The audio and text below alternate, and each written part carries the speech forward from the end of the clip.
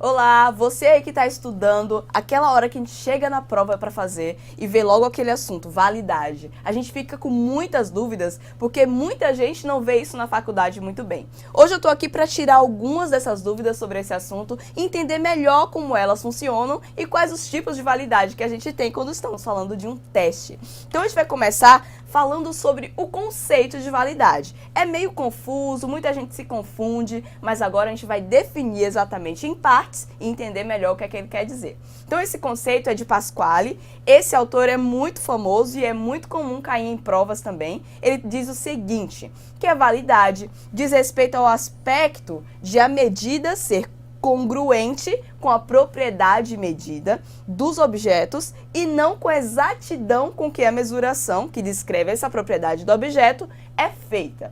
Vamos entender um pouquinho o que é que ele quer dizer. Primeiro, ele diz que esse aspecto da medida, a medida que a gente está dizendo aqui pode ser um teste, ela deve ser congruente com aquilo que está sendo medido a respeito de um objeto. Esse objeto, nesse caso, é um atributo psicológico. E ele diz que isso deve se dizer respeito a essa propriedade e não a exatidão com que a propriedade é medida. Então aqui ele já traça uma diferenciação de uma coisa que a gente vai ver lá pra frente, que é a diferença entre validade e fidedignidade.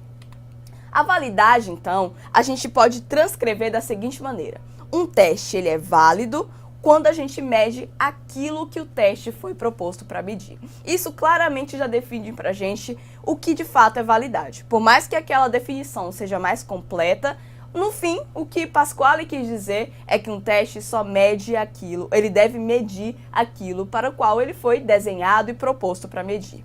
A validade tem alguns tipos diferentes e às vezes na prova é esses tipos que fazem com que a gente fique um pouco confuso. A gente já sabe claramente que validade é o que o teste se propõe a medir, mas tem alguns detalhes. Existem alguns tipos de validades diferentes. A primeira que eu trouxe para vocês são a validade de conteúdo. A validade de conteúdo, ela é preocupada em demonstrar se uma medida representa bem o construto através da avaliação de experts da área. Então, ela se baseia em uma avaliação prioritariamente teórica. Então, um teste que você desenvolveu ou vai ser validado, ele deve passar por uma avaliação de pessoas que têm experiência na área, doutores, fazem pesquisa na área, para pessoas que entendem muito bem teoricamente o que aquele construto quer dizer. Então, eles avaliam os itens ou os exercícios que você pede para a pessoa que vai responder fazer e veem se de fato eles estão coerentes com aquele critério que você quer medir, com aquele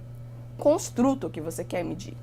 O outro tipo de validade, que é validade de critério, ele já tem um outro viés. A validade de critério, ela se relaciona ao fato de uma medida ter uma associação com algum critério, resultado, nesse caso, ou algum efeito externo. Nesse caso aqui, a gente está falando que se um teste ele mede a sua inteligência, vamos dizer, inteligência numérica, você deve se sair bem na escola em matemática. Então, as suas notas na sua escola de matemática são um critério que você pode utilizar para verificar se o seu teste teve essa validade ou não.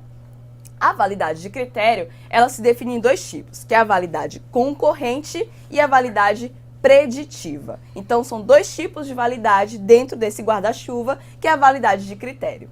A validade de construto, que é o último tipo de validade que a gente vai falar hoje, ela tem uma característica importante porque, basicamente, quando a gente fala de uma validação de um teste, esse é o tipo de validade que a gente tende a dar mais atenção.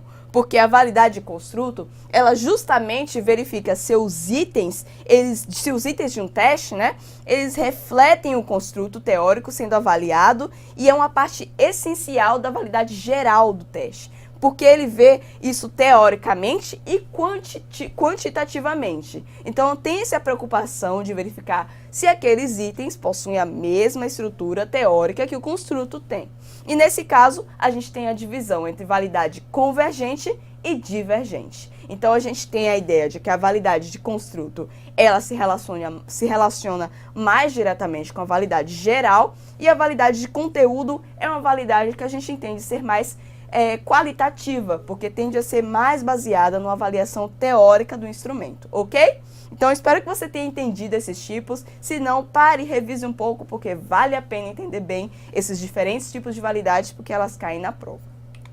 Agora, para falar de validade, a gente tem que entender também esse outro lado aí, que é a fidedignidade. Por quê? Porque você precisa entender que elas são coisas diferentes. Validade e fidedignidade são coisas diferentes e a gente vai ver um esqueminha já já que vai deixar mais claro para você ainda as diferenças entre elas. Mas fidedignidade, ela diz respeito ao grau de precisão de uma medida ou nível de consistência interna entre os itens do teste. Lembra que naquela definição de Pasquale, ele disse que a validade é preocupada em verificar se o teste mede de fato do que foi feito para medir e que de fato ele não deve estar preocupado com a consistência com que o teste está medindo. Então, naquele momento, Pasquale já definiu que validade é diferente de fidedignidade. Quando a gente pensa em fidedignidade, eu quero que vocês já lembrem de algumas palavras-chave. Por exemplo, consistência, estabilidade, precisão.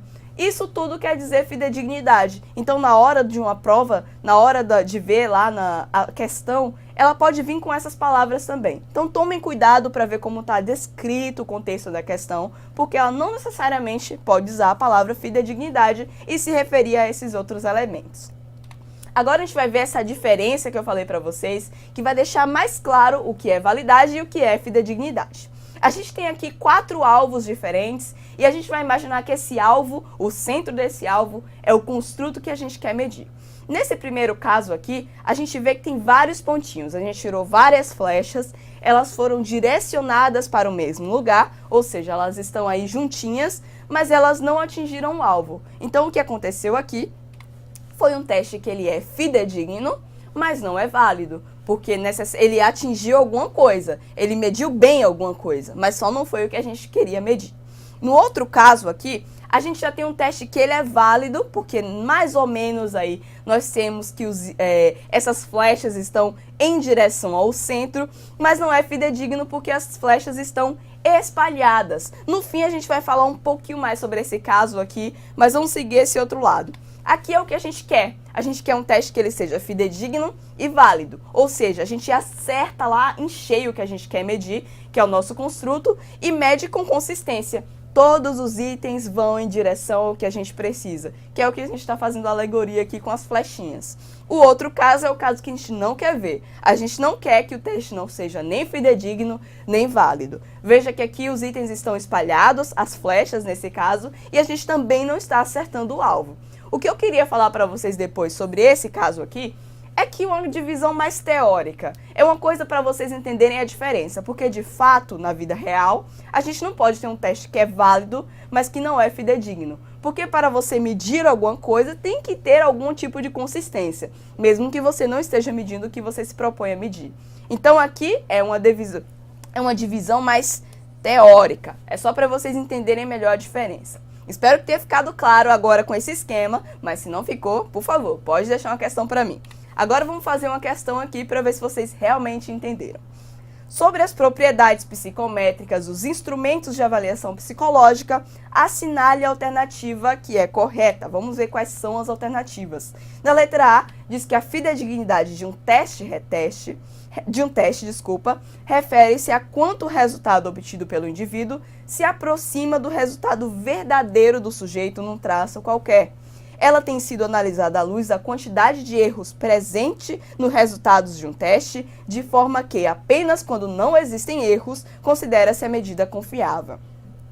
Na letra B, já diz que os 2 parâmetros mais importantes de legitimidade de uma medida ou teste são a utilidade e a precisão. Na letra C, fala que a validade de uma medida pode ser verificada sob diferentes perspectivas. Entre elas encontra-se a validade de construto, a validade de conteúdo e a validade de critério. Na letra D, fala que o instrumento é considerado válido para sua padronização. Um instrumento que é considerado, ele inclui normas de idade e gênero. Na letra E, diz que o processo de padronização de um teste ocorre por meio da tradução de um instrumento reconhecido internacionalmente. A tradução integral é a garantia da legitimidade do instrumento. Então vamos pensar um pouco sobre as características aqui. A gente já viu o que é validade, já viu os tipos de validade. Então, de maneira geral, eu vou mostrar só a resposta certa para a gente comentar, que é a letra C. A resposta certa é a letra C, porque em cada uma das alternativas anteriores sempre tem algum erro associado. Por exemplo, na letra A, fala que de fato a fidedignidade é quando o resultado obtido pelo indivíduo se aproxima do resultado verdadeiro do sujeito, entretanto diz que isso deve ser analisado à luz da quantidade de erros presentes. Isso aqui está dizendo, misturando o conceito de validade com de fidedignidade para que você se confunda. Na letra B, diz que os parâmetros mais importantes são a utilidade e a precisão, quando na verdade é a precisão ou fidedignidade e a validade. No D, fala que para um teste ser normatizado, a padronização deve incluir necessariamente essas normas de gênero e de idade, e não tem obrigatoriedade em relação a isso. E na letra E, diz que nesse caso aqui, a tradução do instrumento já é suficiente, é a garantia da legitimidade dele. E isso aqui também está muito específico. Então eu espero que você tenha acertado em casa, e se não acertou, revise a aula, tente novamente. Tchau!